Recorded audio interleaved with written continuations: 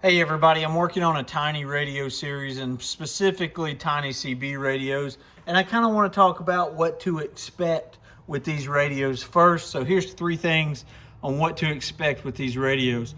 Number 1 is don't expect a lot of controls.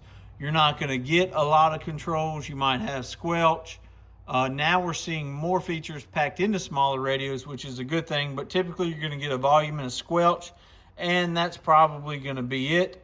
Look out for AM, FM models. You know, you get little controls like that. You might get some simple controls in a menu system, like brightness, beep, Roger beep, and things like that. But don't be looking for a lot of controls. Just look for simple radios is what you're going to expect. Also, don't expect a lot of power. You're not going to be able to open these radios up and do anything on the inside. They're not going to have pots and things to twist and give the magic screwdriver. What you get in the box is going to be all that you get in the box. So just know that there are very few things you can do to modify and get more out of these radios. So 4 watts is going to be about the limitation. Maybe you can get swing up to 12. That's probably going to be it. And lastly, don't expect fantastic, super loud, clear audio. Now, things are getting better. I will note that. You know, we're not using old style speakers or anything, but the speakers on these radios are pretty small. So this is probably only a 3.5, 4-inch speaker.